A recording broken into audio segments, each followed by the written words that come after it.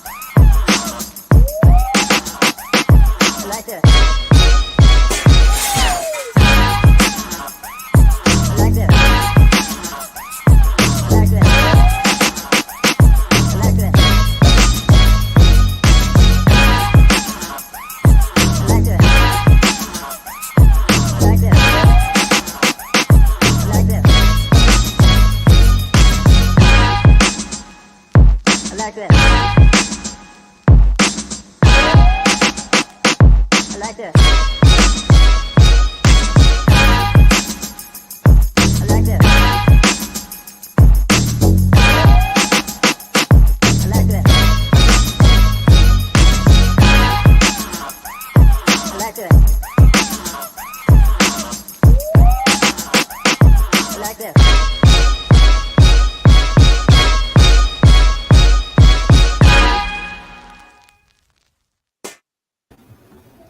Hey, what's going on? Hey, what's up, people? What's going on? All right. Hey, everybody. Everybody here. Yeah. Hey, Queen. Music look like. Are y'all okay? Hello, RGB. Nice to meet you. I'm Cozy from New Jersey. Okay. And how are you, Dr. Jamal? I'm fine.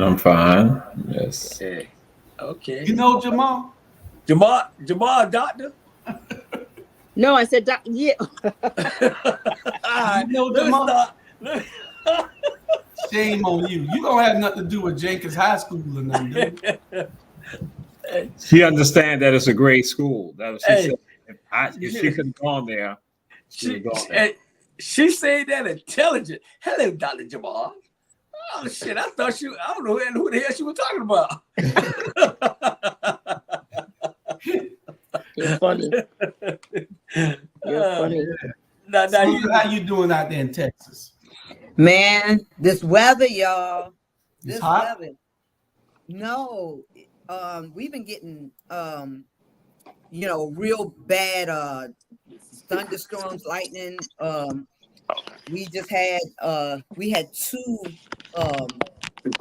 windstorm. Well, it was rain and wind that came through here, knocked out over 4,000 windows downtown. And it wasn't even a what do you call it? Tornado. It was just straight. I don't know what they call it, but for the next couple of days, things is just gonna be hit and miss. Yeah. Okay. Do y'all have any good days in Houston? No. Well, at least on the days that it's raining, they ain't too much killing each other. That's all. Okay. Y'all rusted in some battle. Yeah. Y'all rusted in some battle. Okay. It's the Rabble. That's right, Vanessa. It's the Rabble. Who put that up? Jamal, you can take it down. What? Who doing the control, Jamal or you? Jamal must have put that up. Okay. Put what up? No, I didn't do it. No. Oh, I okay, got that's me. Yeah. That's It's all I did. alien. It's that alien. Y'all gonna believe it's an Oh alien. Lord, yeah. Hey, The alien. You know? yeah, y'all rest in TMZ. Yeah. All right, Cozy. Miss Cozy, where you told them you from? New Jersey. Okay, Okay. New Jersey. I used to live up there one time, up in Patterson. Patterson, yes. Not Yeah. too far from me. Oh, okay. Yeah. Bernard, let's see you holding it down. Man, I'm high. If life get it, if it got any better, you wouldn't know what to do. Man, what you talking about? Trust me. I told y'all, man, y'all better enjoy your life and leave these folks alone. Yeah. But we gonna get right into the show. There's a few things that we're gonna have in general discussion, and one of them is the opinion of Charlemagne the God. That's something Jamal brought up, and we're gonna. I don't know what exactly. I mean, I know what he said, but Jamal probably saw it in a better context than we all did, and that's Charlemagne the God. Oh, wow. Okay. Man. Trump a threat to democracy. Yeah. No, Charlemagne, he usually have some whack views sometimes. That Yeah, he's wishy-washy. I don't like Yeah, Charlemagne. He real wishy-washy. Yeah, I don't I like just him don't. I don't like him, and please don't ask me about my opinion about him. We I was already like, got it. yeah. You He's already not said it. knowledgeable. That's first of all, and when you're asking people that, I mean, stay in your lane. If you're a radio host and you just play hip hop, talk about P. Diddy and them, talk about that.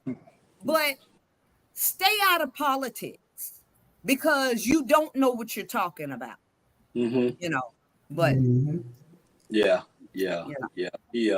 Jamal, you want to tell us what was said and what was done and all that kind of stuff, so we get Yeah, I think he's saying the same thing that people have been saying on our black media. That's what he said. Basically, that's why I didn't put the full story. That's why I just went and did that screenshot for people to see it. And I thought some of us are automatically identifying as like, even Charlemagne the God is saying that Trump is a threat to democracy. That he supported. He said with regard to even the thing people say what they want about Biden, but when it comes down to it, Trump is a greater threat to democracy. I saw it. I was like, yo, that is right in line with the stuff that Julius Hall has been saying, what people our black media have been saying.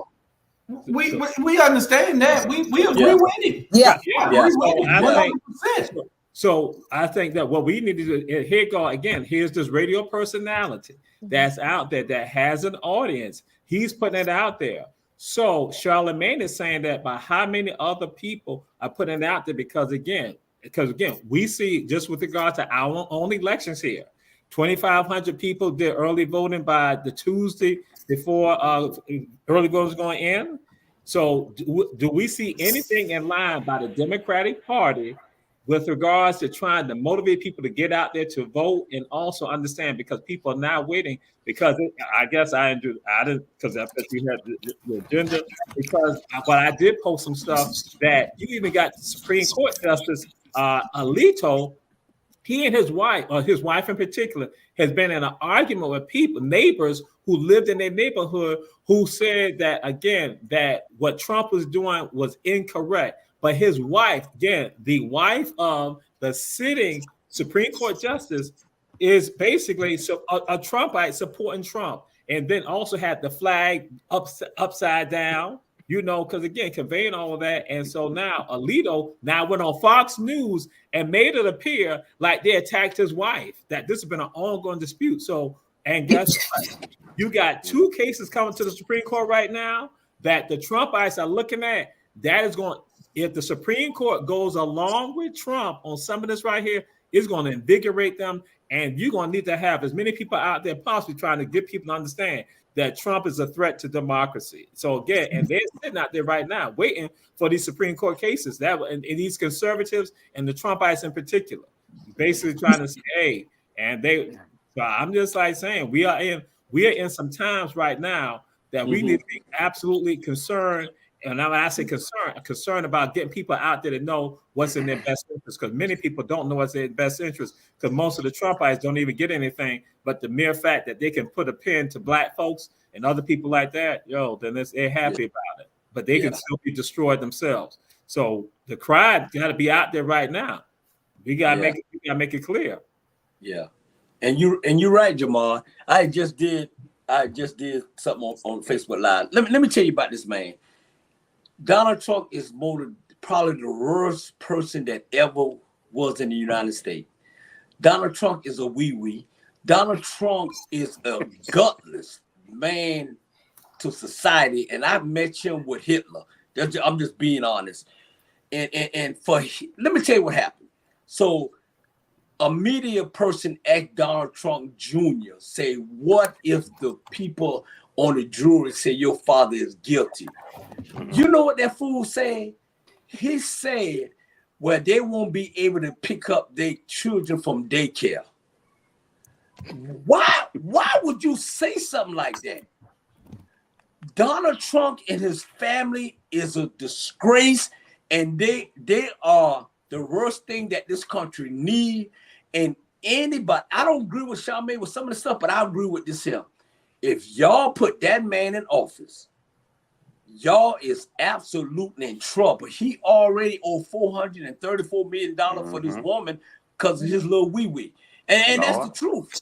And man, Donald Trump is one. I'm telling you right now, and I'm gonna say this. What my opinion is, my opinion is not our black media opinion.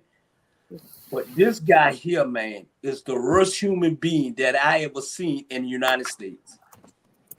And that is absolutely true. What you said, Jamal? Part of it, again, same thing we were saying on black media, that Bernard just went and said it, that Charlemagne and even Robert De Niro is going to say that Trump not only wants to destroy the city, but the country and the entire world. And that they even going to say that it's Trump derangement syndrome. And so this is what's out there. So I might say to any of us who say we know how bad this person is, how ill-equipped he is, then guess what? We cannot even be sitting down anymore and just, hoping that somebody else is going to come along. We got to be the messiahs right now to put it out there. And everybody that if they can pump the stuff, we need to put it out there on social media, put it on all our platforms so people begin to understand, because you got some black folks who are buying into the scripted Trumpite stuff. It's all scripted. They're scripting the stuff. And so you got some of us sitting there like, oh, you see that? Look at what Trump did. They were at Chick-fil-A. Oh, look at they're at Burger King. Trump is just like black people. He getting persecuted by the criminal justice system. He knows how to play people. He's playing the American people, and he's playing the stupid ones for real. The rich ones are behind him because they know that all they could do is get rich. Whether it's after a war, whether it's after a civil war, whether it's after whatever, they know that they're going to continue to be rich. They're going to be okay. So they're going to hope that nothing happens and the stock market doesn't crash and all that.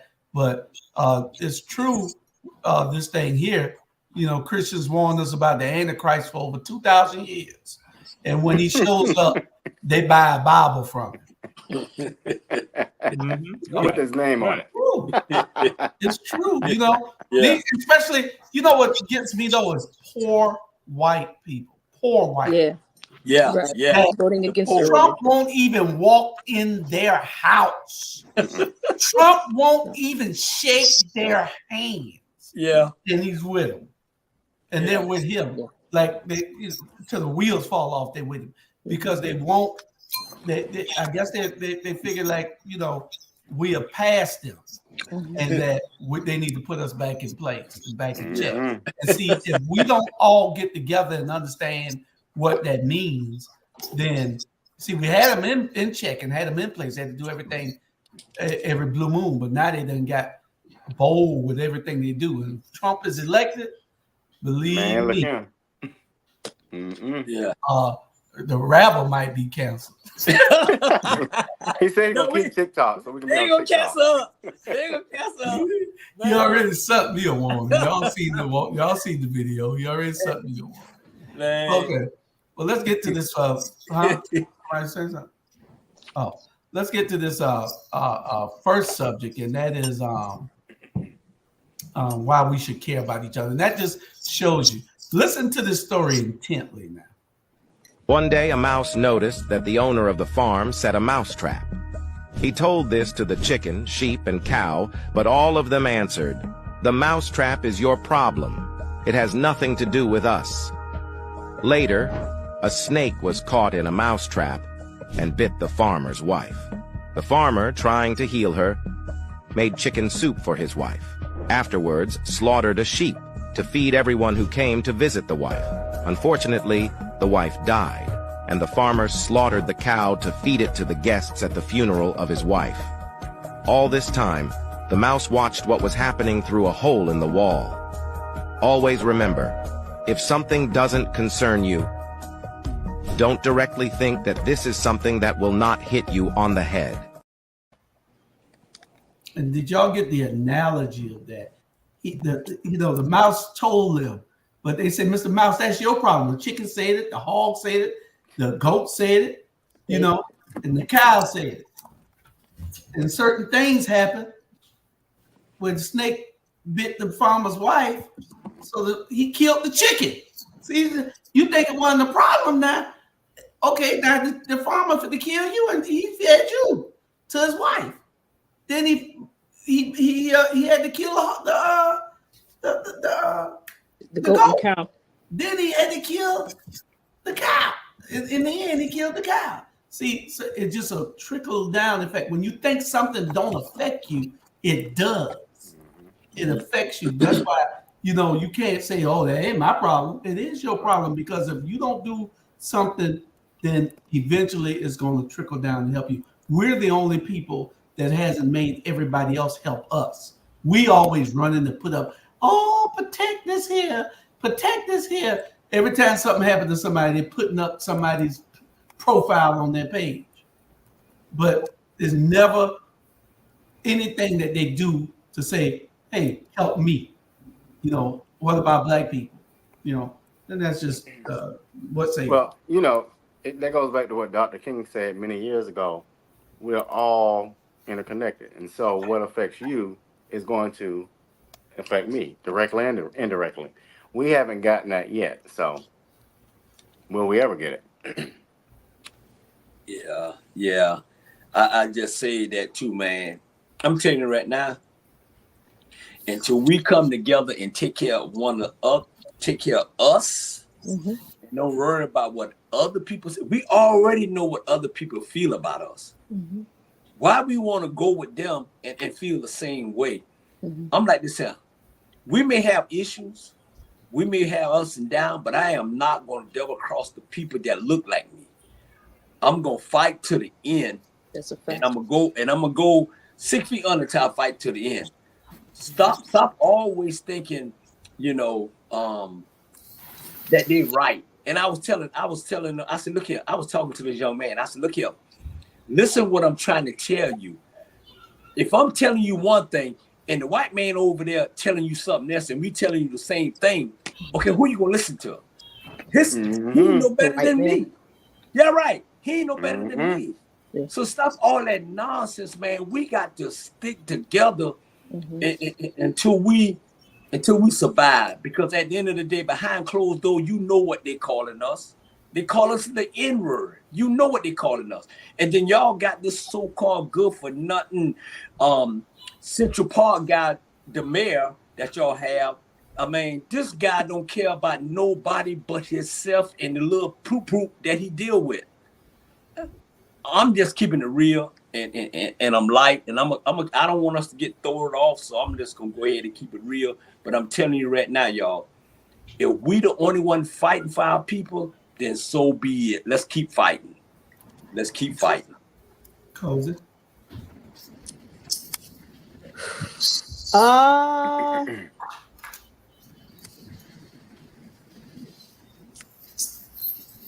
My thoughts aren't completely sorted out on that one.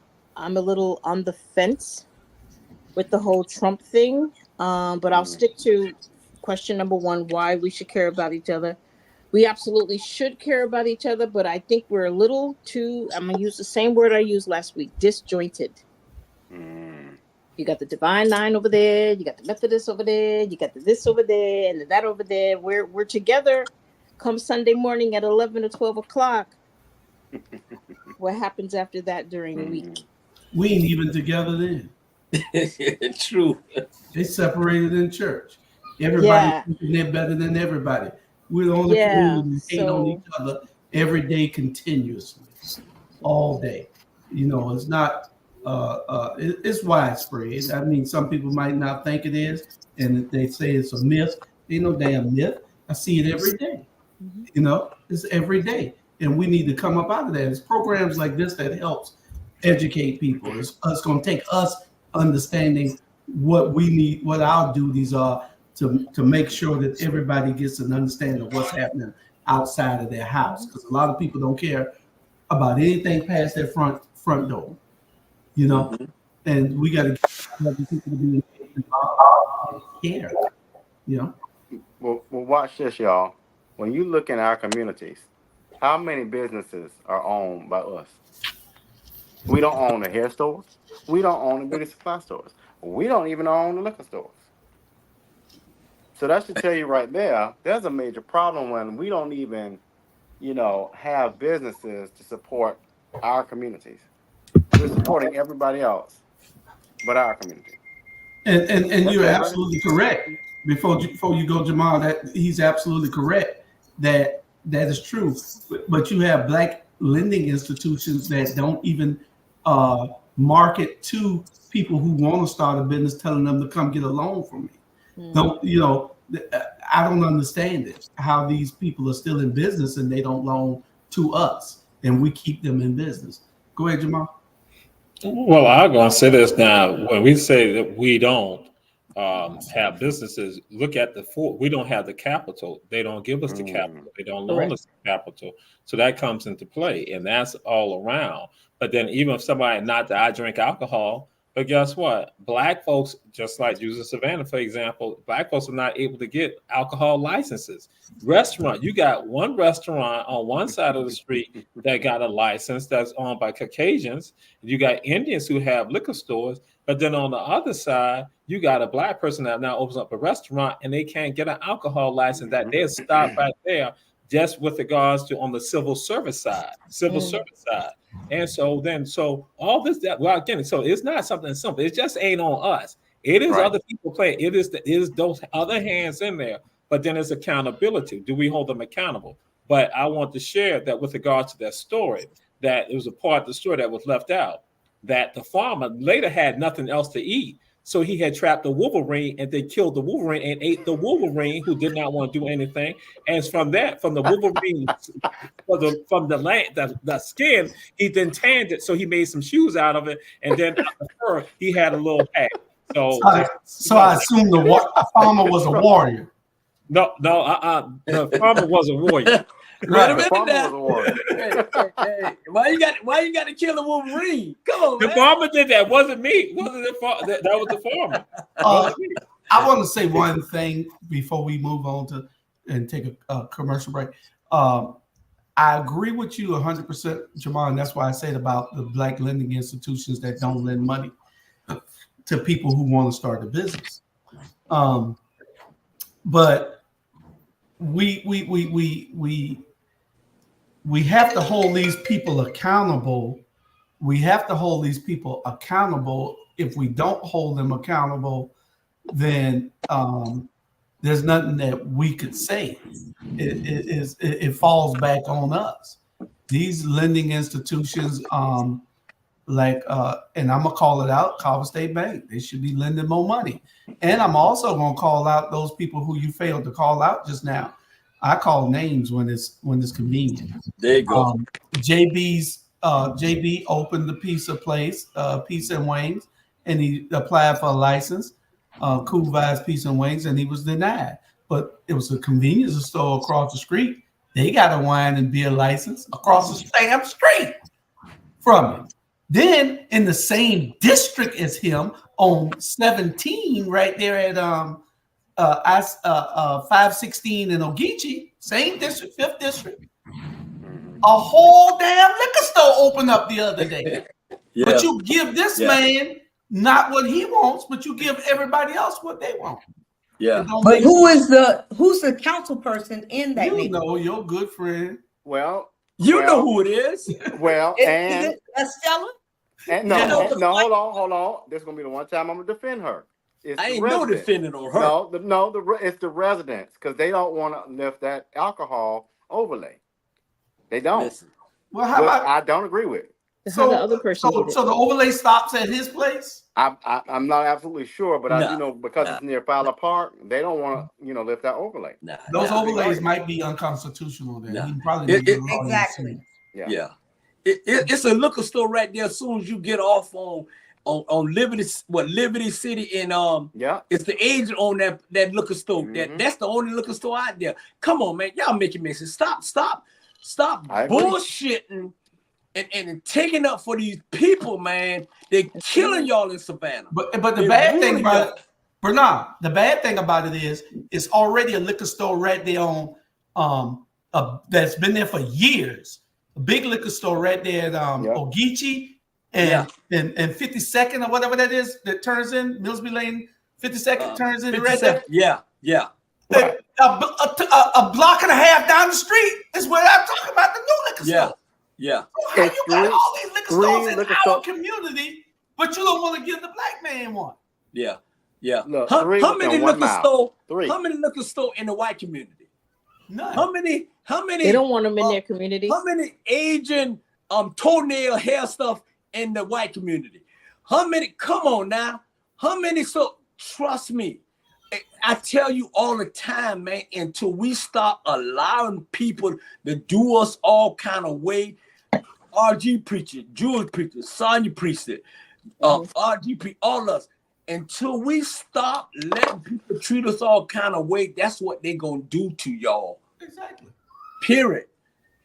That's You know, what's sometimes happening. you got to hit somebody to really understand what's going on, man. And it's a disgrace, man. It's absolutely a disgrace. And I get out of there, man, because I don't want nobody to hurt my family. I don't hurt nobody, and I don't hurt baby. But man, I'm telling you, Savannah is a damn disgrace. We'll be right back. Absolutely. Let me And it speak on go my back neighborhood. to that. And it go back to that little wee punk, Van Johnson. And hey, hit me up. Yes, I'm calling you out. See, some of y'all too scared to call this punk ass out, but I'm gonna call him out. What you say, Robert? Well, and let me speak on my neighborhood because this neighborhood, Liberty City, is one of the main reasons why we have this overlay now. You got these uppity Negroes who don't understand development. What video you playing? No, go ahead. That don't understand economic development. They wanted that overlay because they had a lot of alcoholics that would hang out in front of the stores. That time of day is gone, right? And so people just get tied into this archaic way of thinking. And like you said, Bernard, it brings down our community. So guess what happens? Other people move in that don't look like us, get the money, and we're left out of the conversation. And it makes no sense. It makes absolutely no sense when other sides of town are thriving because they have the nice restaurants. You compare 5th District to downtown and look at the disparity. And you know why? Because there's opportunity down there. But what they want to do is turn us into what? Land and warehouses. Make it make sense. All right. It don't. We'll It be don't. back. Have you ever experienced a Juneteenth event? Come out to Port Wentworth and celebrate our 2nd annual Juneteenth Festival. Friday, June 21st from 5 p.m. until 9 p.m. Come enjoy our music, our food, our heritage, our culture, and our history. It will be plenty of fun for everyone. Juneteenth is American history. It's a day that we celebrate and remember. It's a day that we look back, but more importantly, a day that we look forward. Join us this June.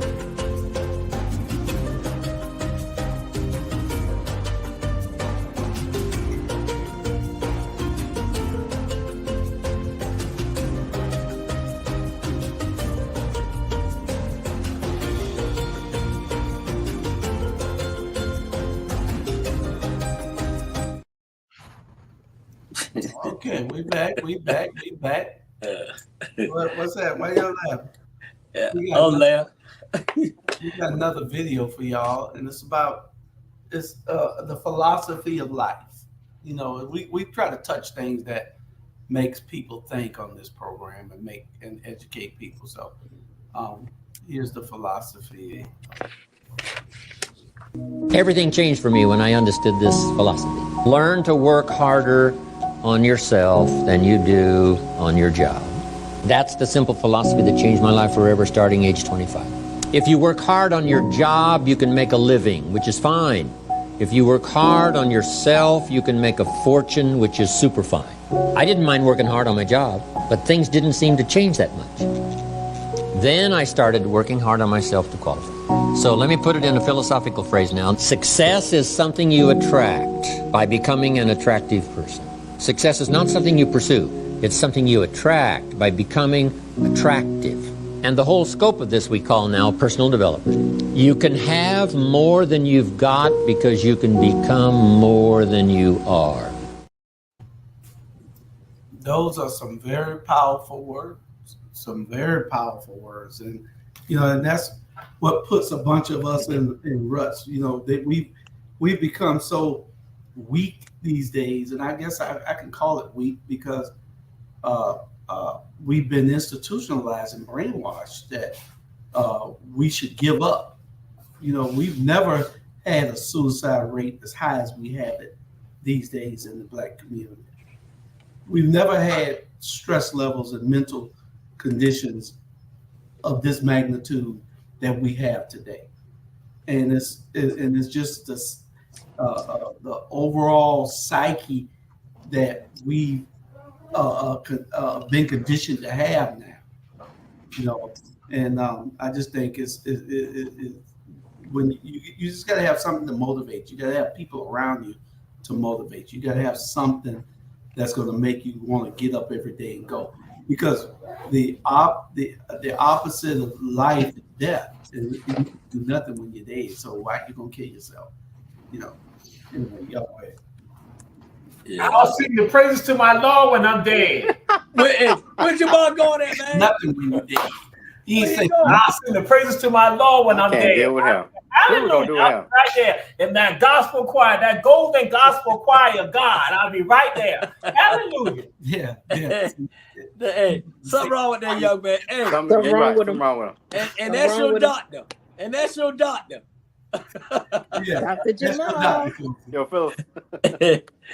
You know what kills me, man? And me and Sonya agree with this one. Why do these fools think?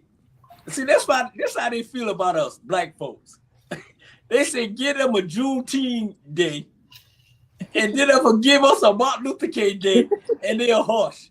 And they'd rather give us a day and thinking that's just fine with us, man. Man, please, man. Hey, I see y'all had an election down in Savannah, and I think I seen it when I passed on Mall Boulevard. Y'all got to realize down there, man, just because it looked like us, you don't always have to vote for us, man. We our worst enemy. Y'all got 7 Black people at City Council down there in Savannah City Hall, and what they doing for y'all? Come on now. Some of y'all, please make it make sense on this show. Please make it make sense. Okay. Next.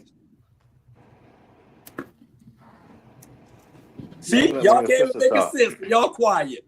We're gonna let one of the sisters talk. Y'all been quiet. Our ladies been quiet tonight. I don't know whether they paying attention or not. We're paying attention.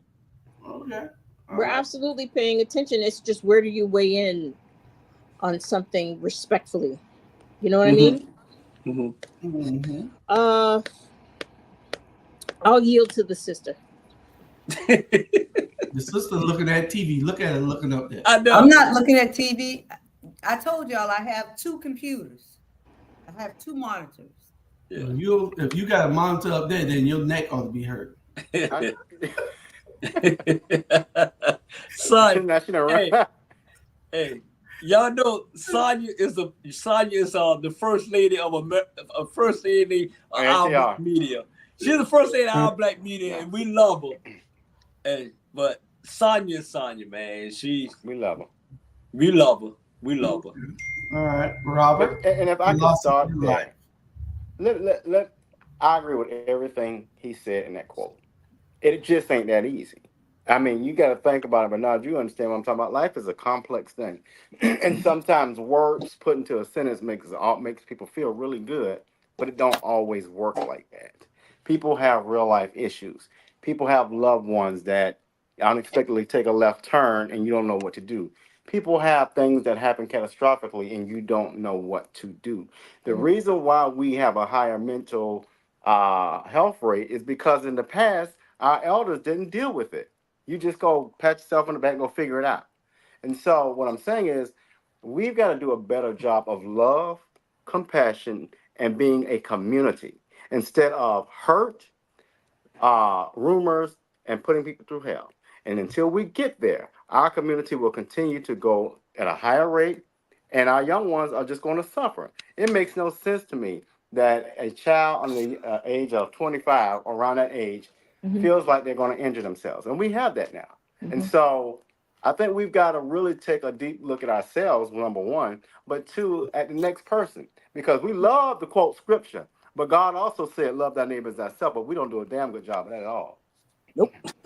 Yeah. Well, Robert, we used to pat ourselves on the back and say, go figure it out, but it worked. Did it? Yeah. It did it. Yeah. It worked. It worked. Yeah. You don't see what you see today.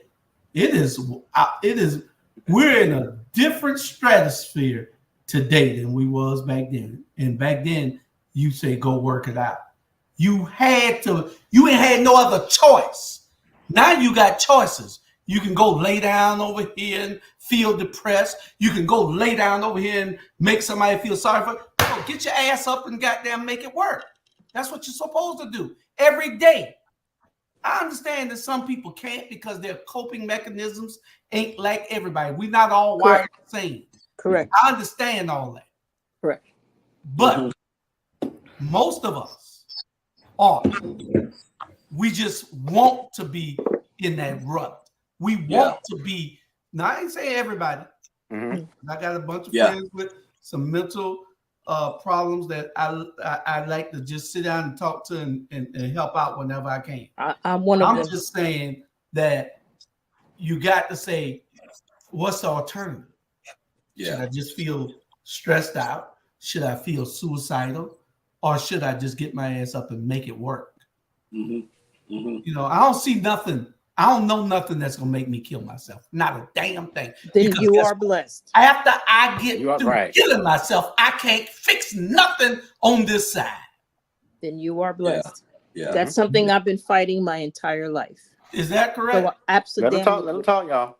Absolutely. I want to hear more about this. Go ahead, ma'am. Please. Go ahead.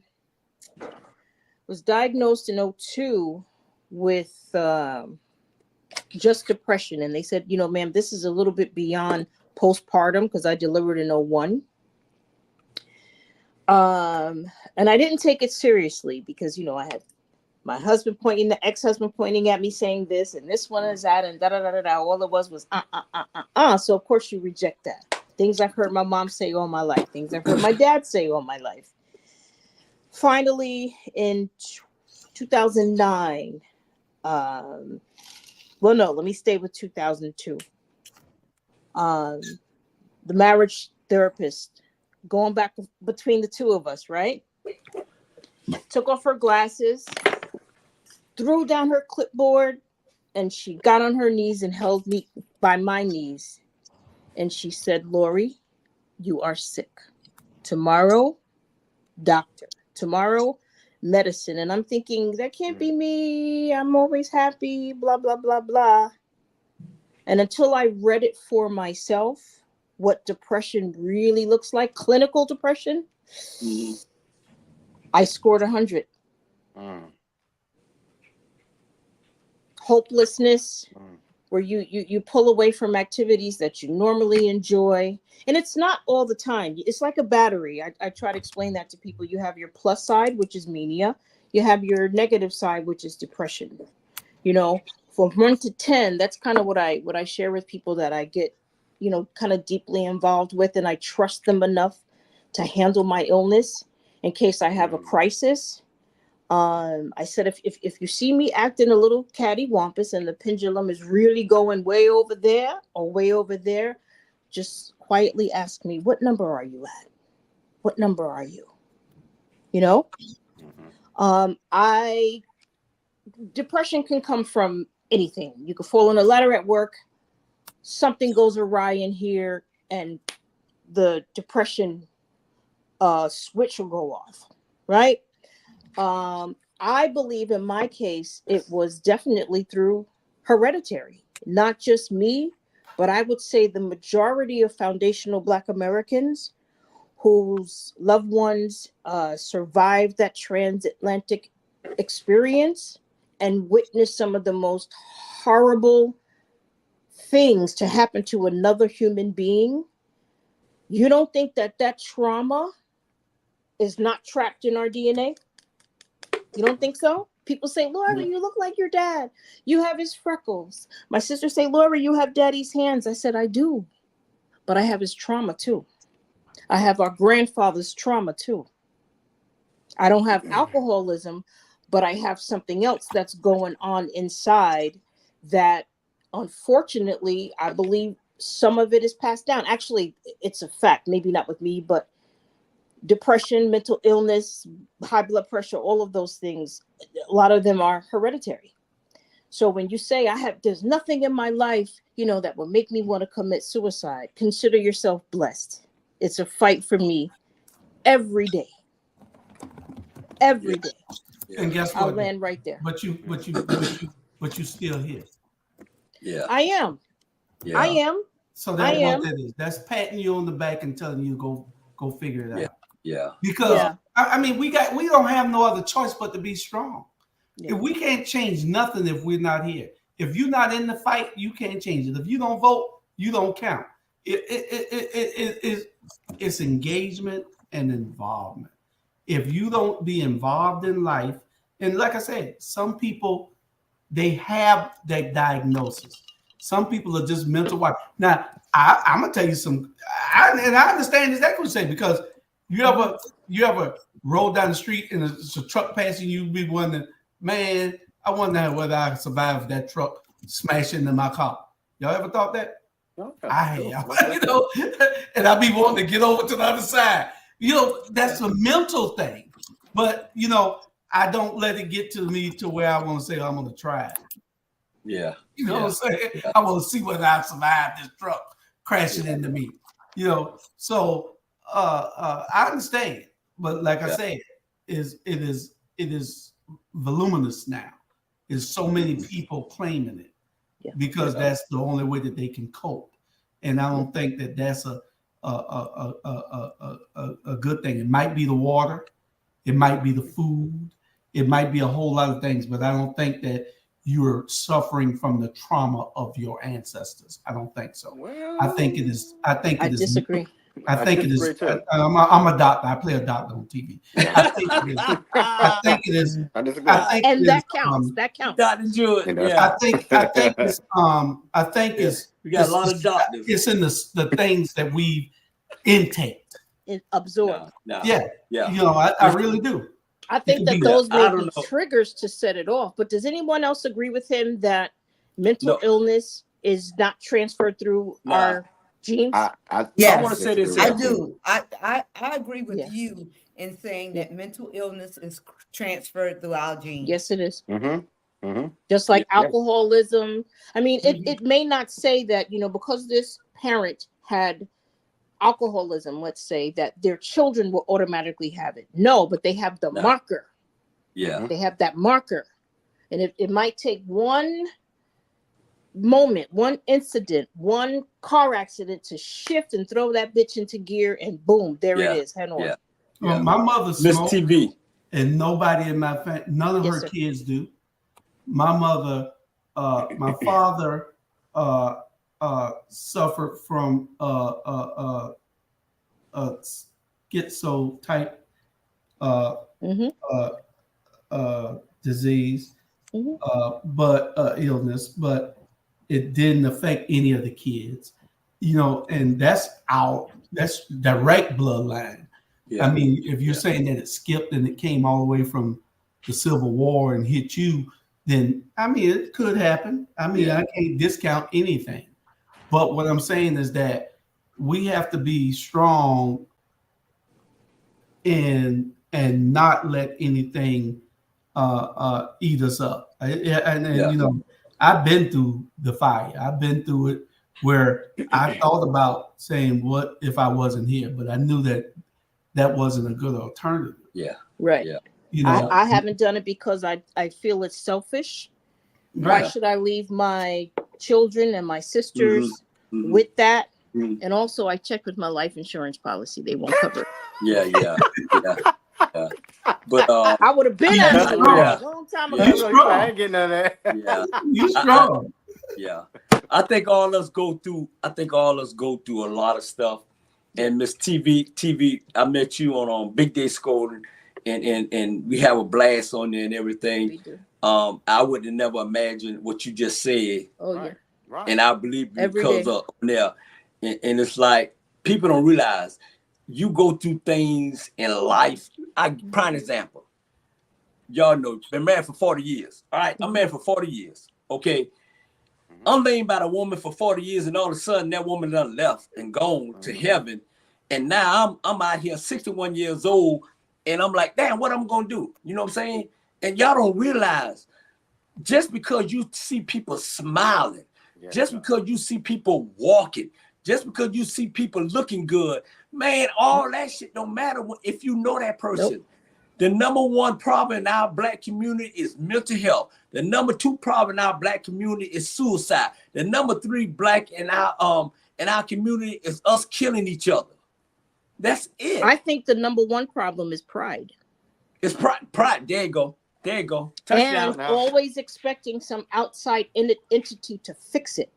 Yeah. I can't fix nothing if I'm on my knees and my head is down and my eyes are closed. I got to get my ass up and get in the fight.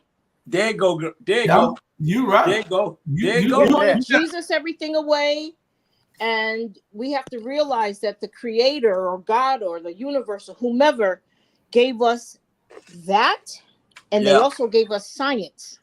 Yeah. You feel me? Yeah. So there's medicine, there's all kind of coping mechanisms that we have to, like, for you, Julius, I'm going to point you out because you said there's nothing that you can imagine to make you want to commit suicide.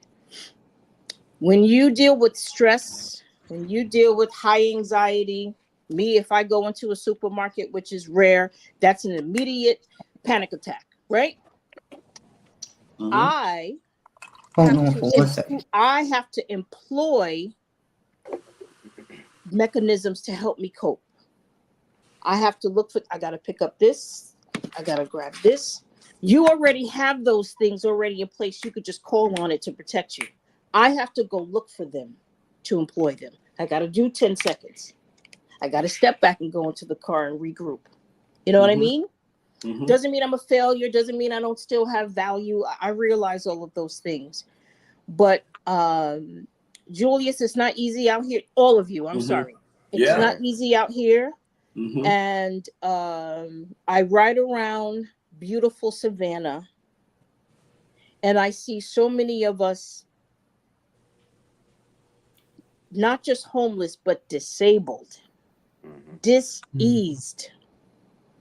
And I go, well, what happened when it was so lively here and blah, blah, blah, blah, blah. You don't think people losing their businesses on purpose, them driving Route 16, right through the heart of the business districts, those people losing their businesses. You don't think that affected them?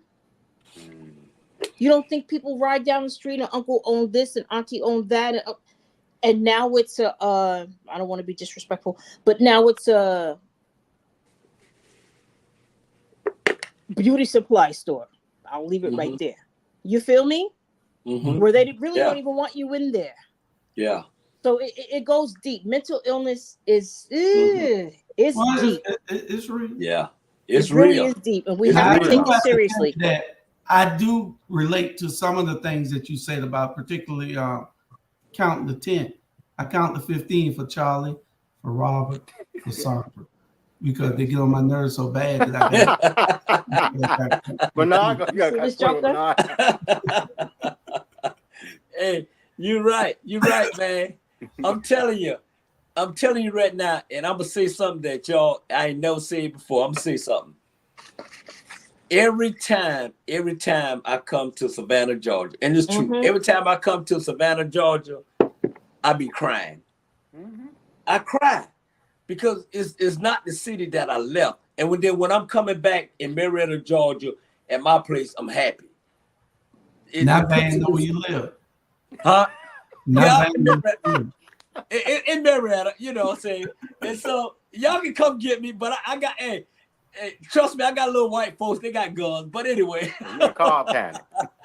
Hey, but seriously, man, I cry because, man, it shouldn't be that way. It shouldn't be that way, man. And it wasn't It's always that way. It wasn't always that No. way, No, Julius. no. I'm Nope. telling you. No. I lose my mind. I'm like, what the? I was in one club, fight broke out. Boom. I was in another club, fight broke out. I'm walking at the traffic light, fight broken out. I'm like, come on, please make it make sense, man. You see, I ain't gonna catch that because I ain't going to the club. You know I got to go, Joe. You know I got to go. I know. We'll be right back.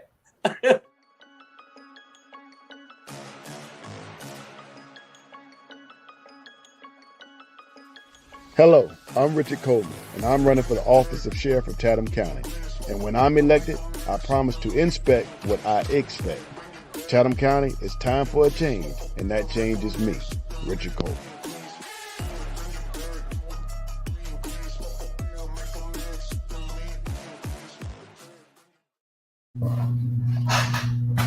All right.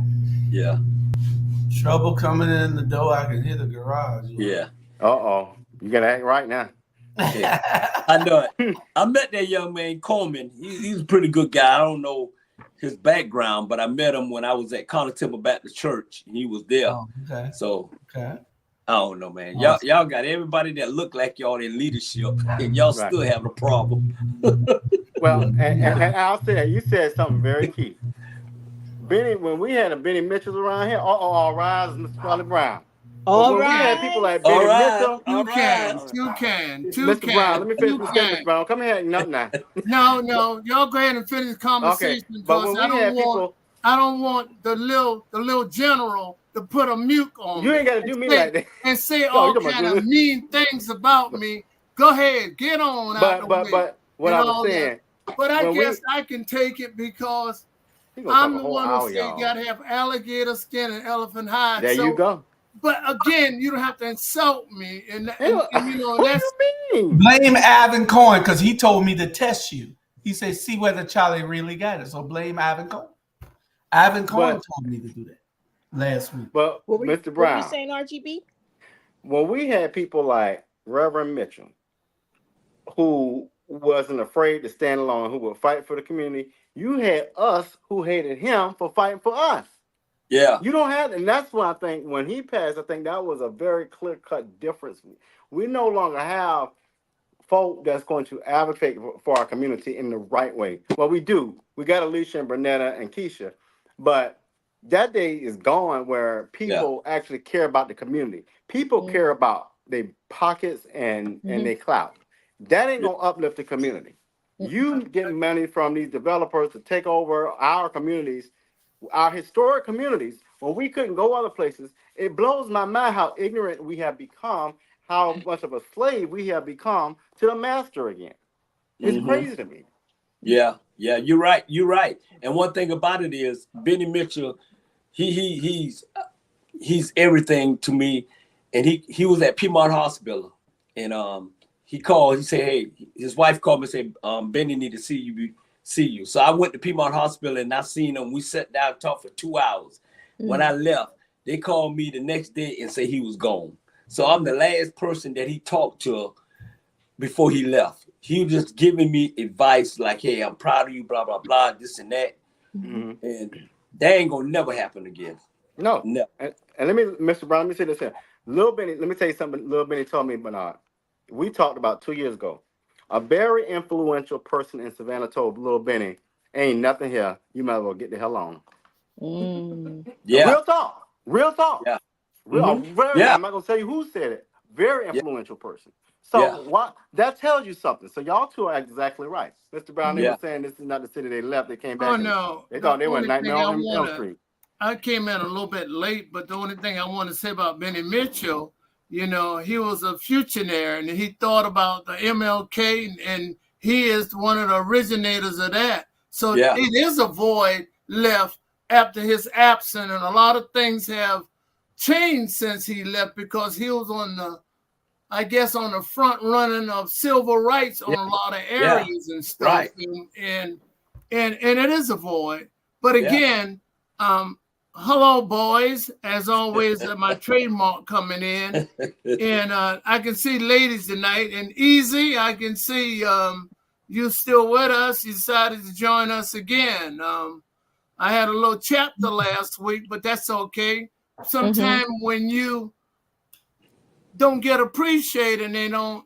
They have a tendency to do that. Oh, Lord. And that's all. And I'm not mad. He don't appreciate it. Don't put no thumb up. Come on, Mr. I don't know thumb up. I don't agree with you on that. We always talk, Juice. I'm saying we are.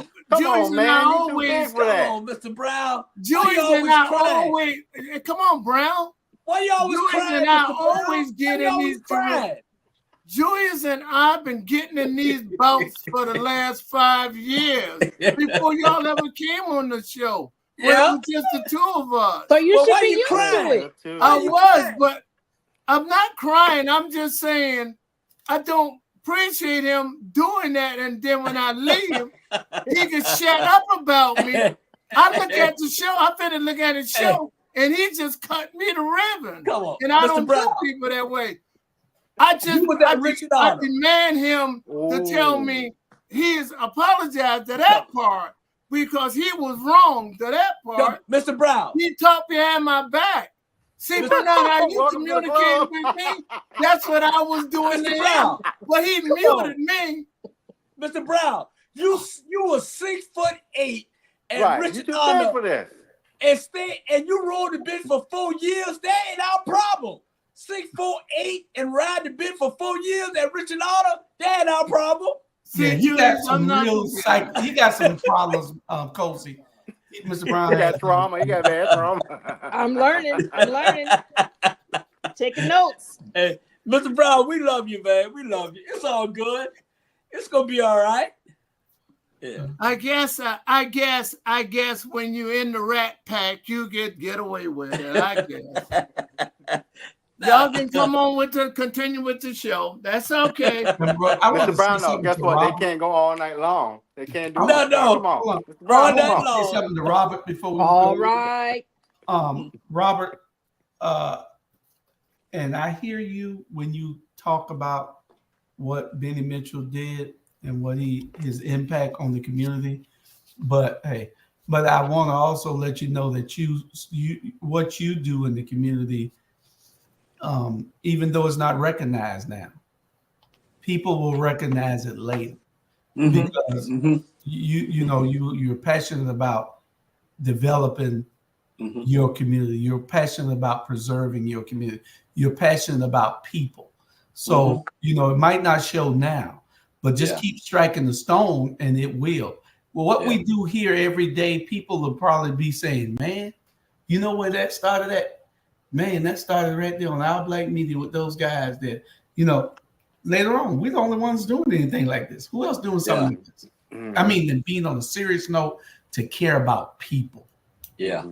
Robert is invaluable on what he's doing and what he brought the attention to. He has brought a lot of attention to the neighborhoods and say, don't let them take your neighborhood from you. Fight back. That is invaluable. That need to be said and done. People hadn't been saying that. Who he represent them.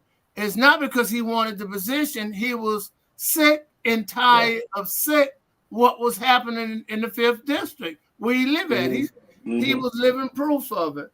Yeah. The people will see it after a while. The people are understanding. Oh yeah. Keep going. Don't give up. I had a candidate the other day told me, and this is true. We went and picked her signs up. She lost, and she said, "I said, where you want me to deliver your signs up?" We picked them all up. She said, "Throw them in the trash. I'm done with politics." And she's a great person. You cannot give up just because you lost. That is a lesson. Corrupt the best. Yeah, that is a lesson that you learn. That's a lesson. Politics. It gets you ready to serve. Yeah. God might have been telling you that you ain't ready. God might have been showing you, just wait, I'll show you when. So if that's what your passion is and that's what you feel that you should be doing, keep doing it until it happens. Yeah. Well, so let me ask you a question, Jules. Let me ask you a question. Jules. Let me ask you a question. Because you know, you and Mr. Brown know better than we do. So just say you this normal person. I'm normal. And I got in politics and it's not, I don't call it politics. I call it about doing right for the people. So once you get there, and let's say you win, right? And you down there in City Hall or you down there in Washington, and all of a sudden it's certain things that you can say and certain things you can't say because you in politics now.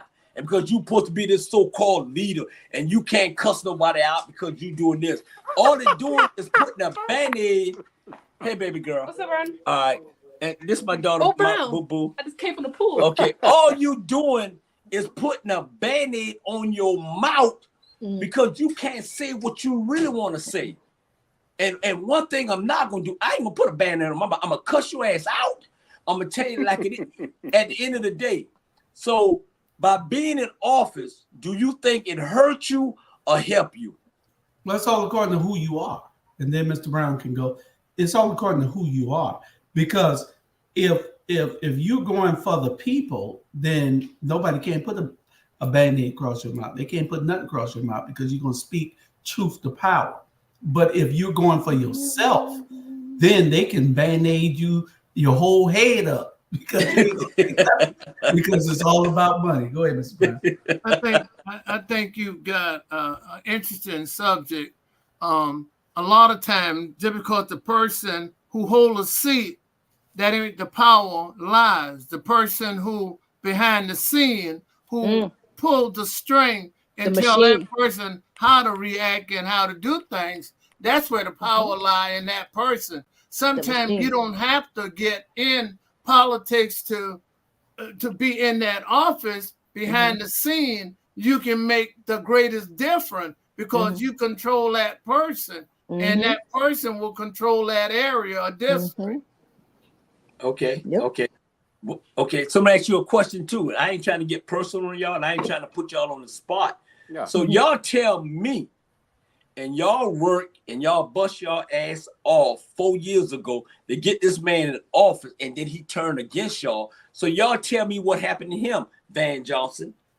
Well, actually, I'm gonna let Julius take that answer because I was 100% against it, and I told Julius I wasn't for him at all. Although I went out at first along with Julius, and I all of a sudden backed out and said I can't do it because I can't stomach him because I didn't think he was true to the community.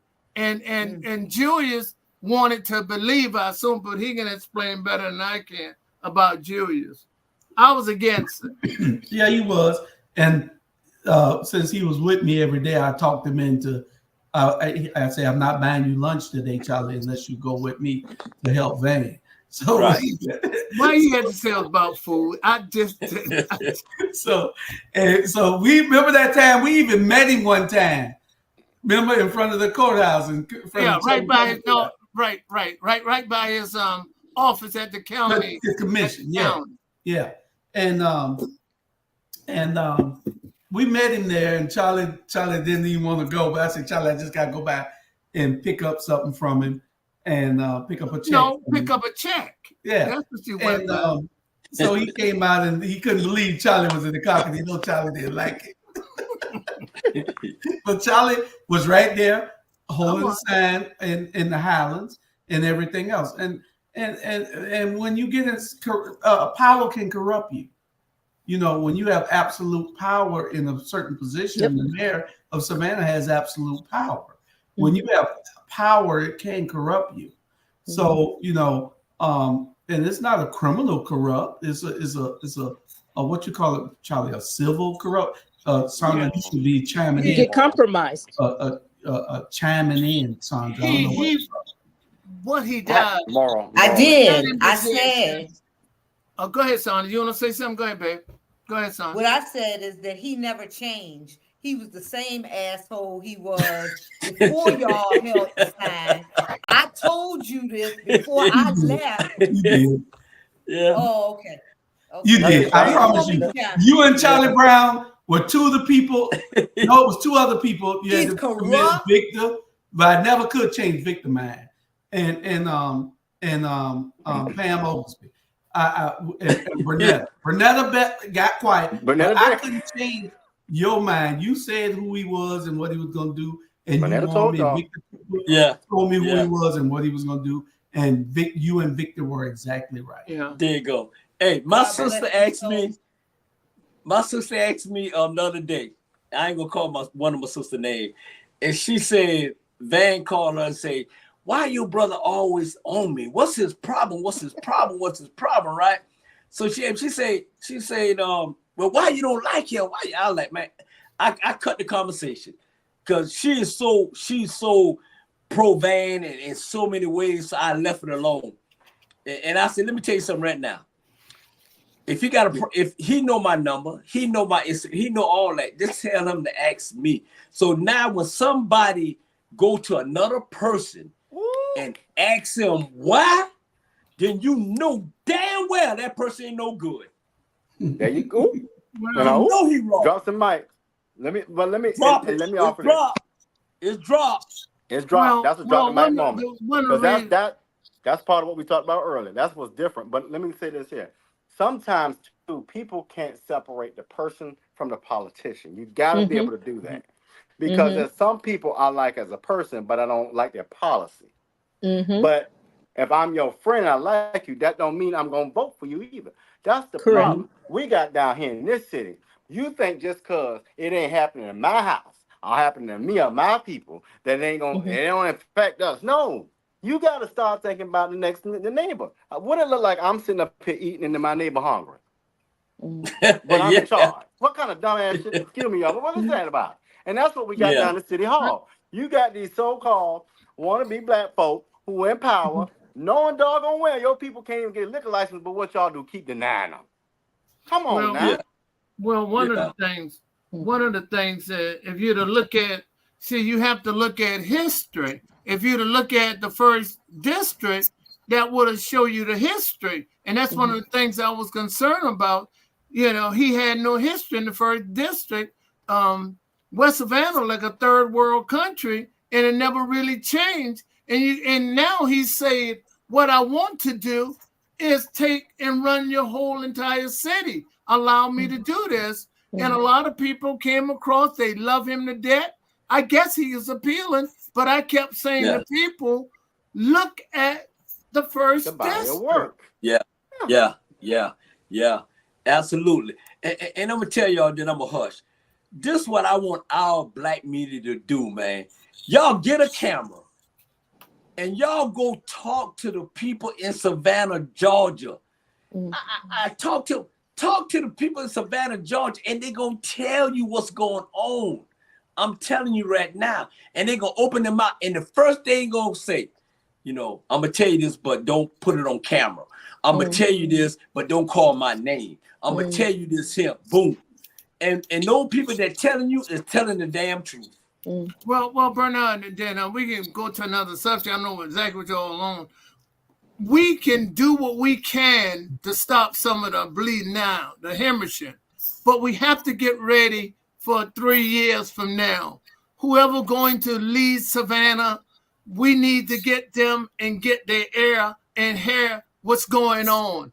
By going around with the camels, like you say, and talking to people and giving that to the person who we feel, black media feel that can make change in Savannah. Yeah. That is the key we need to do. Yeah. If y'all still there, y'all, let me say this. If y'all still there, Keisha Gibson Carter did not get a fair shot because I'm gonna be real right now. It's gonna get me in trouble because we got so many of us head in the sand because you won't listen to the next person because y'all friends with that person. We gotta cut that dumb stuff out. That's ignorant at its best.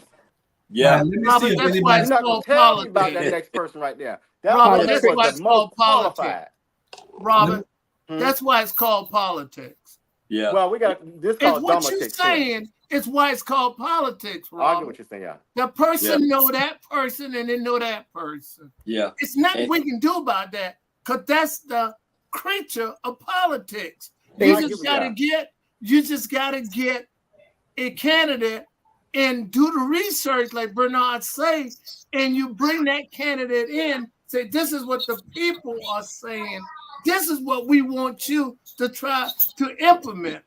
That's it. Yeah. Yeah. Well, let's see if anybody know anything about this joke of the week besides Robert and Sandra.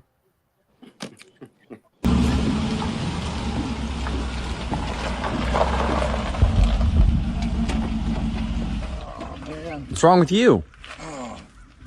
A local barber got busted for selling drugs. I've been going to him for years. That sucks. I'm sorry. I didn't even know he cut hair.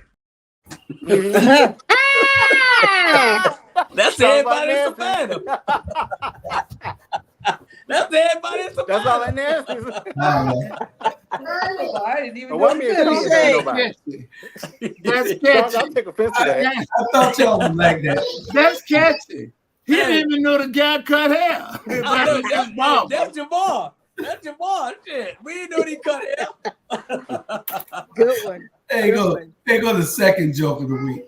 I was pulled over by a police officer this morning. He looked at my license and said, "You're supposed to be wearing glasses." I told him I have contacts. And he said he didn't care who I know.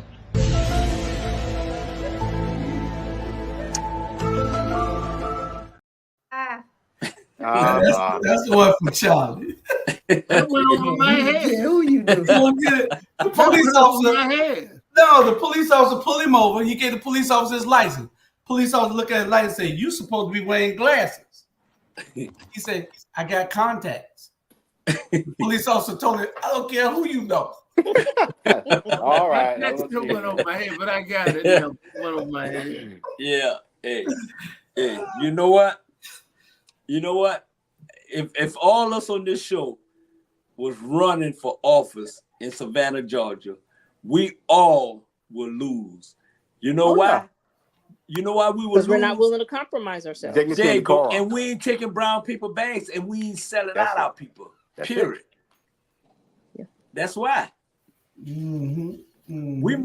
We more powerful than not being in office. We help our people more than not being there. I'd rather be behind the scene and Yeah. I can see things better, and I don't want to play checkers. I want to play chess because my main concern is my people in this community. Yeah. I could have been got out of the rat race because I'll be honest with you, although we don't like each other that well, we fuss and fight when we're in person. That man of the Julius Hall, he started calling me at a few years back, 5 and 6 o'clock in the morning time, want to talk politics and everything else. And I said, Julius, please, I'm retired. He'll tell you I was retired. And I'm going to use a line from Godfather right quick. Every time I think I'm out of this mess, he pulled me right back in. And I'm being honest. Maybe that's why he can talk to me this way. And sometimes we holler at each other. Y'all should see us sometime in person. We curse each other out all the time, driving down the highway in the same vehicle. Not Mr. Dignity and Decorum. But that's passion, though. That's passion. They ain't nothing but the love boat. That's passion. Ain't no passion. Yeah, but he keep bringing me back into politics when I was trying to get out. George will tell you that. Yes, sir. That's how we started ATR together, arguing and fussing and fighting. That's correct. Yeah. Let me ask y'all something. Did I show y'all the Jamal Bryant video last week? Jamal Bryant. Yeah. Bishop of New Yes. Birth. I did show it. Missionary Baptist Church in Stonecrest, Georgia. Okay, I thought so. Why don't you show it again? Because some of the viewers might not have seen it if it's that powerful. Yeah, show my pastor. His church is where that boy Yeah. had gotten funeralized. He used to be a member of that church. Yeah. The one that Hold had on. gotten shot by the police. Got murdered by the police, yeah. There you go. In about a minute and a half. Number one golfer in America was stopped early this morning because he was on the way to a PGA tour. He did not listen to the police. He ran his car past the police, threatening the physical body of police officers. And you're not going to believe what they did. They arrested him. They fingerprinted him. They took his mugshot. But by 10 o'clock, they released him to play golf. Something is wrong in America. If in fact you have respect as a golfer, but you don't have a respect for an Air Force person who has given their life to this nation, you cannot remain silent in the face of injustice. Roger, ladies and gentlemen, was killed in cold blood. And all over the nation, people have been asking, is Roger's dog all right? But they're not asking, is his mama all right? Not asking, is his little brother all right? Not asking, is Harmony all right? Not asking, is his father all right? And I came to tell America, we ain't all right. This is not right, what has happened on today. Yeah. That's Damn. a fact. That's a fact. That's deep. That's deep. Well, you know what it is. It's interesting. I hate to tell you, now I don't hate to tell you that it's white privilege. That golfer was white. I mean, we can make anything out of we wanna, but he was a PGA touring. Yeah. The golf ain't had nothing to do with it. It's white privilege. And they want to do it all the time now. Yeah. Yeah. And they dropped the case today. Yeah. And the only reason why they took him to jail because they didn't know he was the number one golfer in the world. And that's the only reason why they not took him to jail. But if they know he was the number one golfer in the world at that scene, never would have went to jail. They would have let him go right then and there. They would have let him go right there. Man, come on, man. Y'all need to wake up. Wake up. Yeah. Make it make sense. If I drove past there, I would have still been in jail right now. I don't know where you've been in jail. You might not have been here. First of all, I know if you I ain't would gonna have be touched here. that man with that car, he would have immediately started shooting at you. Yeah. Period. But they dropped the charges today though because they saw the video across the street. Yeah. All charges was dropped. It was gonna happen anyway. It was gonna happen anyway. I give you, you know what I'm saying? I give you an example right quick to show you white privilege. Rosa Parks was on the bus.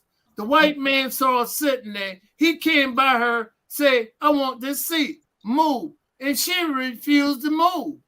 And I know this started the civil rights movement in Alabama, but I'm saying that was strictly white privilege. They had it then, and they still are doing it. And they're doing it through politics. They're doing it through people like Donald Trump. Yeah. It's white privilege, brothers and sisters. Yeah. Well, I can tell you this. White privilege could be diminished, or it could be evaporated, or it could be lost in our minds. We have the ability to cancel white privilege. Yes, we do. We do.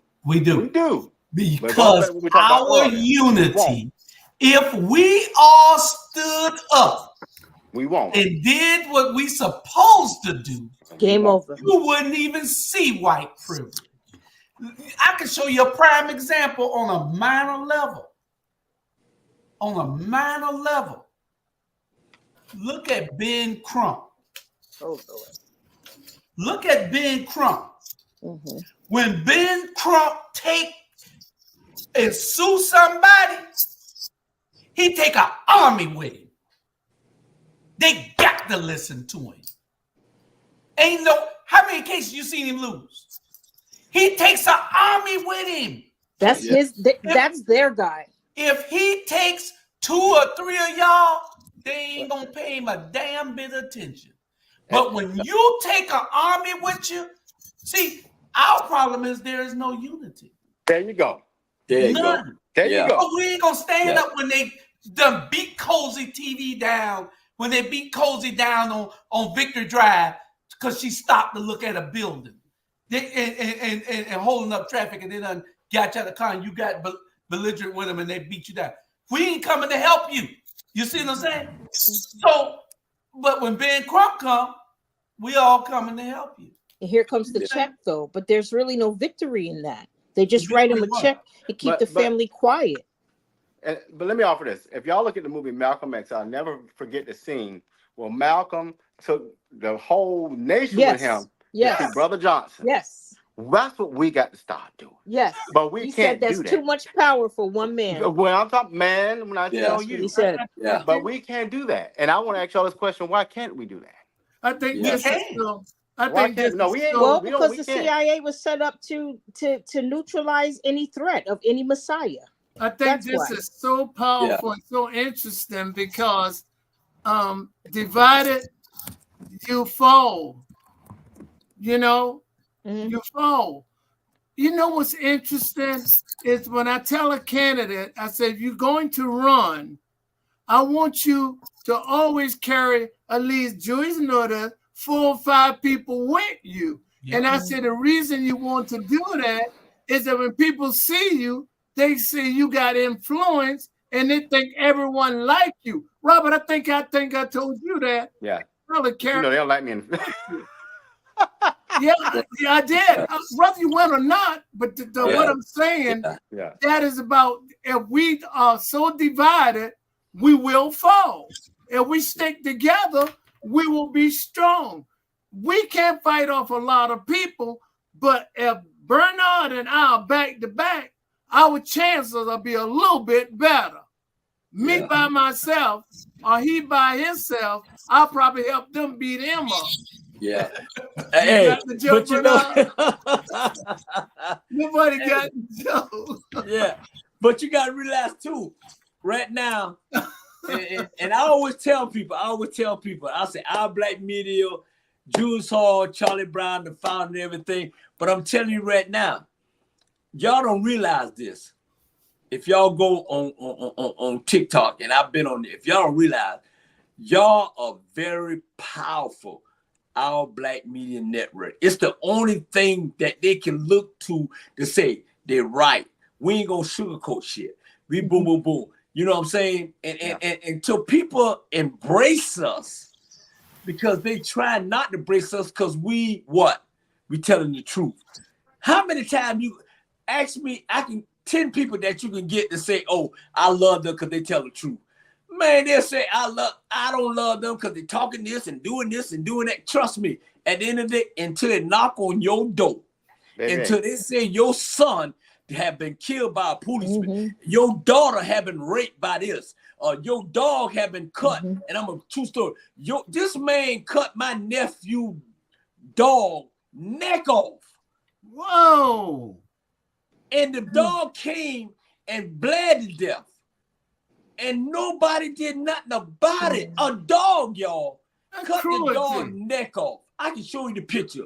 No, if they ain't cruel, animal. If they ain't cruel, I don't know what is, man. I don't know what is. That's an animal. Terrible. An innocent dog. The man cut a knife and cut the dog's neck. Was the man white or black? I don't know. Look like us. Look like us. Now, look like us. He need to be put in jail. That's cruelty to animals. Don't do that. I don't like stuff like that. It is cruel. That's kind of deep. Yeah, that's just wrong. And man, sometimes I'm telling you right now, sometimes I just want, and y'all feel the same way, son, y'all. I just want to sit in my little house and tell y'all to go to hell.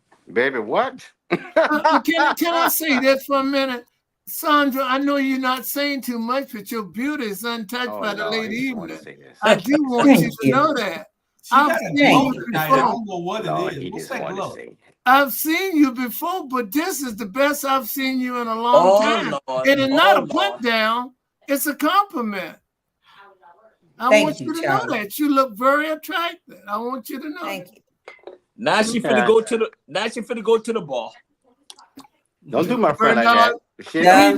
Unless the bar is downstairs next to my TV, I'm not going nowhere. We are we got about 30 minutes left, and we got a couple of subjects. But when to touch on this the last thing to talk on this on that particular incident, this is what we're here trying to do. We're trying to unite a people, and if we don't do it, then who else is? We have a charge to keep, and that's what we do every week, every day, not every week, every day we do it here. Some type of show is on that is trying to bring information to our community. And it's not racist. It's just waking our people up because we're so far behind. And we need to unify. We need to put our numbers together, even our money, economic power we need to do. Not only our bodies and the body count.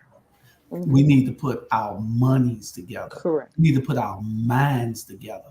Everything that we do, we have always succeeded in. We just have to be able to stop having people tell us that won't work. We're making it work. The truth will set you free, and that's what we try to give the individual. And Jill is right.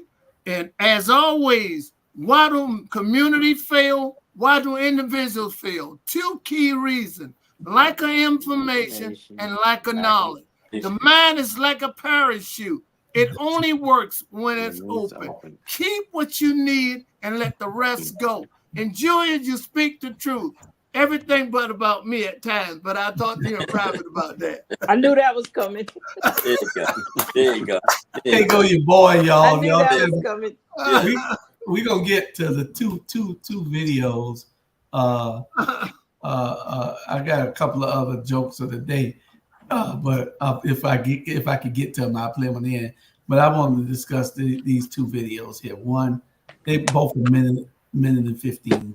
When I saw the images that have been floating all over the news all week, it became difficult to watch. The atrocious, degrading, demeaning, debauchery. I know who it was, but I saw my daughters, and it made me angry. It made me angry.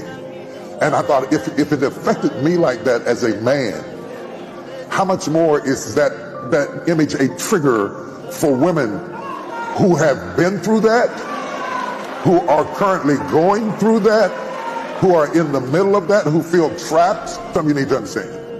If you got a rage you can't control, if you have an emotional problem, a mental health issue where you're bipolar, you got to get some help, dude. If you're into substance abuse and it turns you into a weapon, you got to get some help. It triggered me as a father. I knew that wasn't my daughter's laying there, but it seemed like it was. I got mad, like it was me. Men, we got to care. When somebody kicks you and stomps you and beats you, it should, nobody deserves to be treated like that. It's going to take us to stand up. It's going to take us to speak out. It's going to take us to say something. Until men start speaking up and saying enough is enough, there's not going to be the change that we need. That's exactly right, TD. I agree with you on that, even though you're talking about your boy, and you know your boy got them videos on you. So yeah. Definitely. They're all compromised. Right. They're all compromised. Y'all don't be real long. Mm-hmm. And so you know what? We sitting here, and I'll be honest with y'all, like I always do. Sometimes the message is okay, is who delivered the message. And when I looked at him and he delivered the message, I wiped it off. I can't take him seriously. I wiped it off. Maybe he was being serious, but the message, the person who giving the message. If it was Jew, okay. If it was RG, okay. It was Sonya, Mr. Brown, and UTC, okay. But the message was delivered from him, and I voted it. I don't want to hear that, dude. Yep. I don't want to hear it. You've been there in room 221 with John and Sally and all of them. I don't want to hear all that. But and let me say this, y'all, and I'm just gonna piss some folk off. You know what gets me with the P. Diddy's and the TD Jakes and all in the world? The black community, and particularly the black church, need to stop having problems with the LGBTQIA community. That's the problem. Because y'all got to go play behind the scenes when you shouldn't have been doing that in the first place. But you're going to demonize your members for doing adultery, but I'm going to leave that there. Hey, no, you say we got a problem? Gotta go. Oh, okay. I'm saying in general, not us. But that's the problem. They couldn't see Diddy and TD Jakes had to fulfill this image of being married and all that stuff when they knew that truth. Come on. I'm like this saying RG. And I'm gonna tell you about all the preachers. Let me tell you something right now. If you married to Mary and you bumping and grind with Jimmy in the closet, come on, man. Come on. And then you get mad because your wife tell the audience, the people that they leaving you. TJ Jake was always like that. Always have been, always will be. I'm like this him. R. Kelly went to jail for messing with young girls. P. Diddy, I don't know what's going to happen. It's young boys at the end of the day. And what P. Diddy, let me tell you what that fool did. And he did it to back himself. He had 200 cameras in his house. In his home. That means he got 200 evidence for Oprah, that's just Donald Trump, TJ Jakes, all of them. He ain't going no way because he got evidence to take all of them down. Trust me. The Illuminati will protect all of them. He had 200 cameras? 200 cameras in his house. And the Senate, no people in the Senate been the PJ party. The people in the Republican been the TJ party. Trust me. He got more information on people. Come on now. If Jules or me beat that woman like that, he would be in jail right now. I'm so glad I didn't go to P. Diddy house.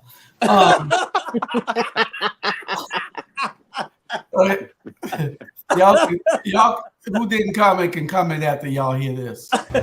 It's so difficult to reflect on the darkest times in your life.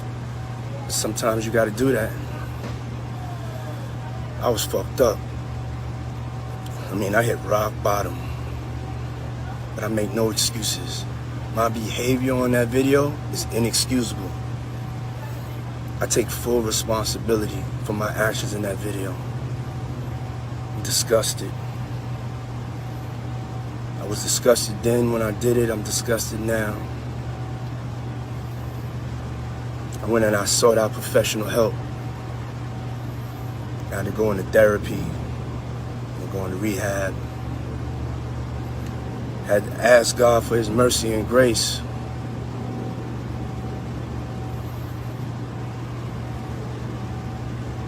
I'm so sorry. But I'm committed to be a better man each and every day.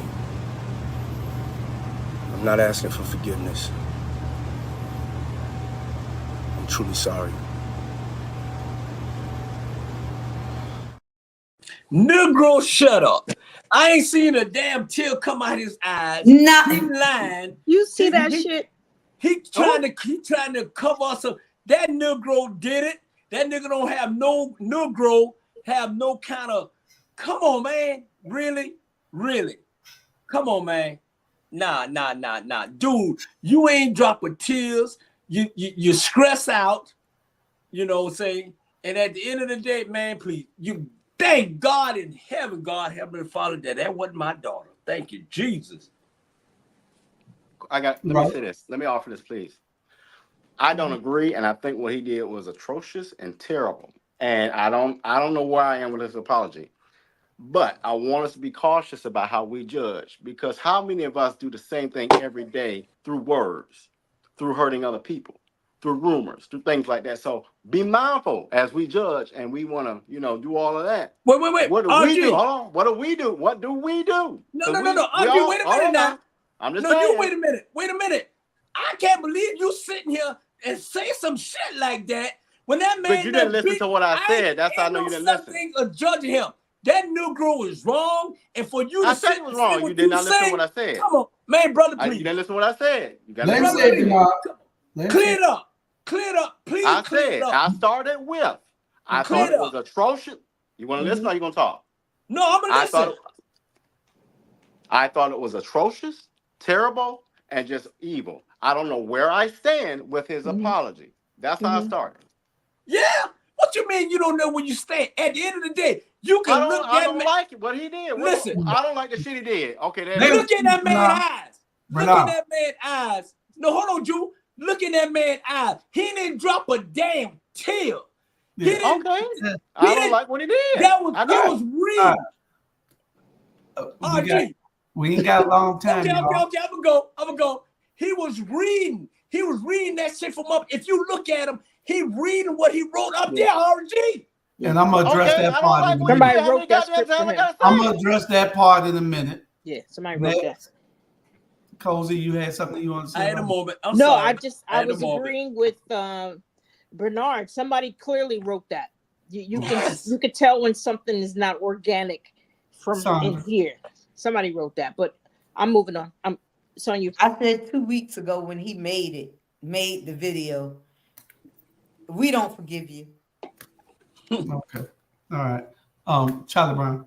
The video itself have no remorse in it. You can see it in his demeanor and what he said. He's playing to the people like myself, pretty spiritual. He's playing to the church people, so he want God to forgive him. And we do forgive people. Yeah. But at the same time, I understand he have no remorse in his heart. And you can tell it in his demeanor. Yeah. And Cozy, you probably was right. Someone could have very well wrote it for him because there was no true acting for his compassion. Image of either pretend he was gonna cry a little bit. But, well, it was 7 years ago, and he is void of feelings. He is void of feelings. Well, when you sell your soul houses your feelings, right? Right. Well, he sold it, so he's void of feelings. Now, two things I'm gonna say. One, I don't know who in the hell advising him. This was 7 years ago. Your ass in so much trouble. The feds just convened a federal grand jury on you yesterday, I believe it was, that he don't even know about. And who advising him to had made that video to apologize about something that he still has to defend? If there were allegations out there, and Puffy's a billionaire, people are canceling him left and right. Peloton canceled him today. The liquor thing who he was suing really cut ties with him. That gives them all the ammunition they need now not to pay him. So he's being canceled. If anything didn't cancel him before, that did. Yeah. There's no way I would have said that was me. I don't give a damn if you could blow the picture up and saw my full teeth. That was not me. I don't know with AI these days, that was not me. That was 7 years ago. He already paid her for that abuse. Right. You see, he already paid her for that. So she got paid for that whipping. Yeah. I mean, I felt like TD Jakes. I felt like, man, somebody need that. Where was the people at? Why nobody can't stop this man? And he had control where it wasn't like these women just was consensual. he had control over them. Now, if it was consensual, and you might think that it was, but I say it ain't, because he has something over them, you know. And no, I don't think it was sincere. I think that he is now canceled. He needs to just hide his money somewhere, put it away, because everybody gonna be getting a piece of it, and it's gonna be people coming out here. I'm trying to find me a couple of girls to go see it.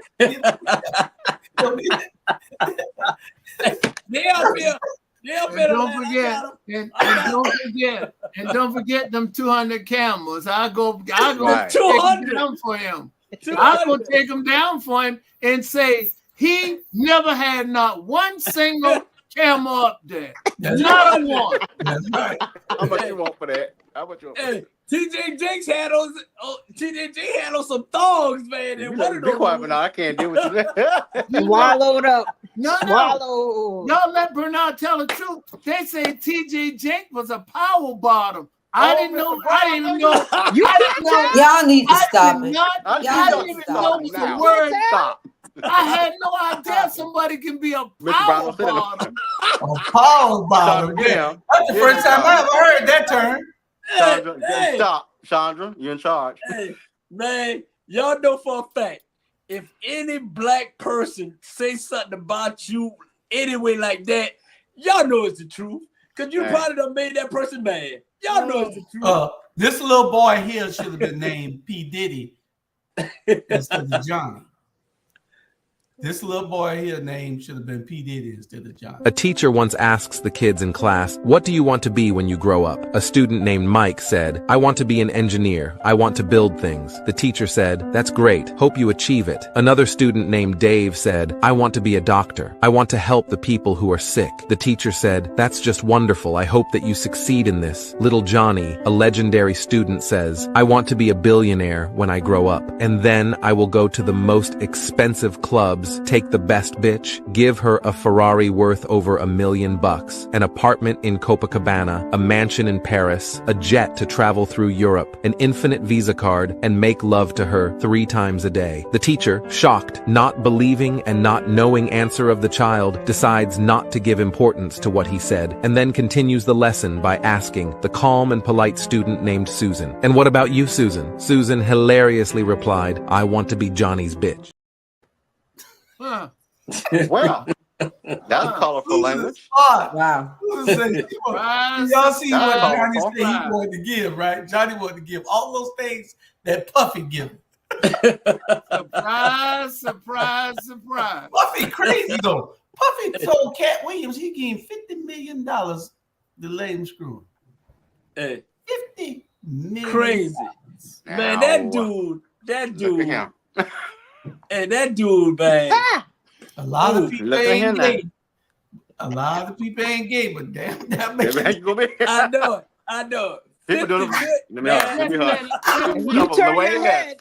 Wait a minute. Now, when did Puffy say that, Julius?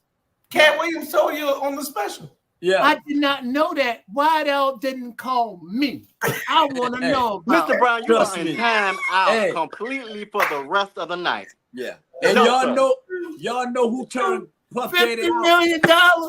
Yeah. Clyde Davis. I'll People turn do my stuff for a head. Happy Meal now, hell. Yeah. Clyde Davis, the one turned Puff Daddy out. Clyde Davis, one of the most marvelous. Clyde Davis, man. And then you went for Usher. Then you went for Justin Bieber. Then you come on, man. 50 Cent was the only one. Look at bro. You know, they said Jay-Z worse than him. Jay-Z worse than him. Him and Beyonce. Oh, stop. Oh,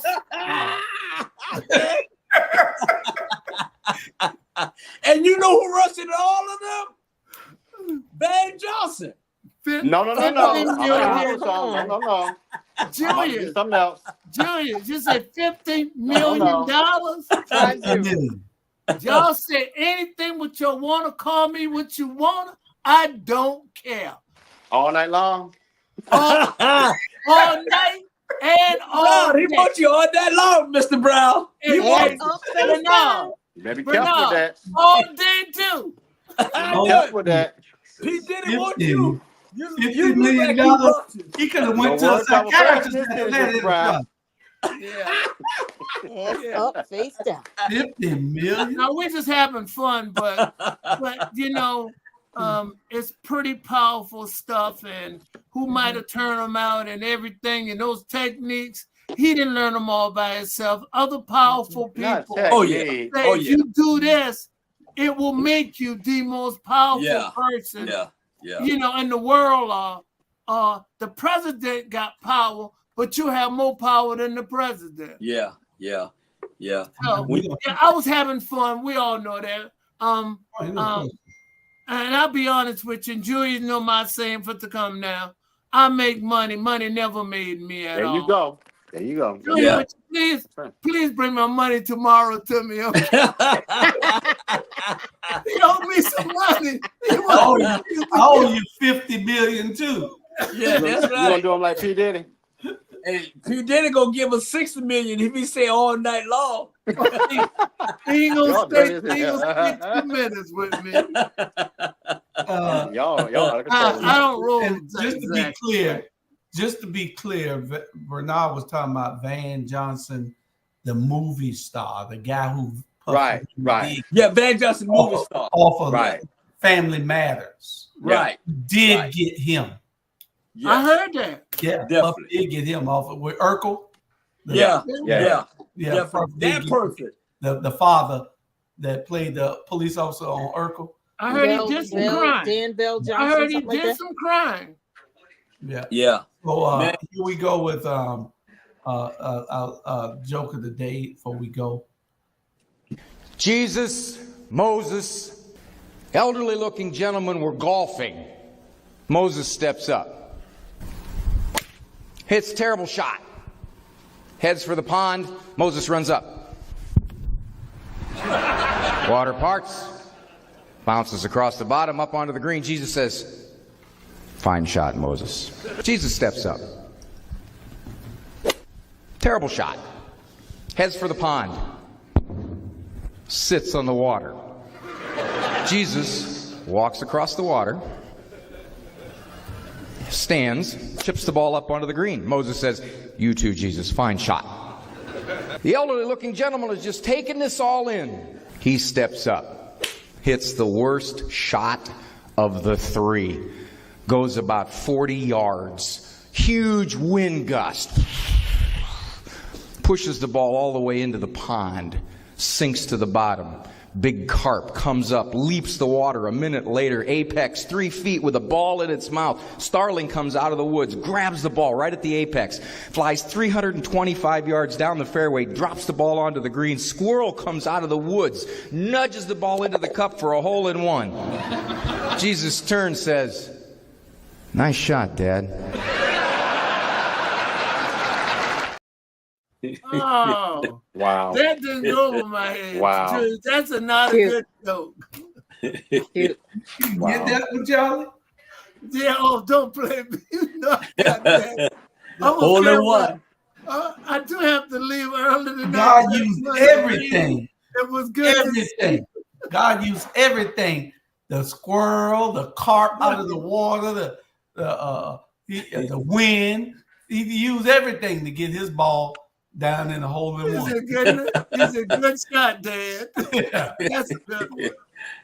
Listen, it was good to talk to y'all guys tonight. Sonia, it give me a great pleasure to see you as always. Easy, thank you for coming in and celebrating with us. We simply trying to change Savannah and any other cities who listen to us, because we in California, Texas, New York, we're all over.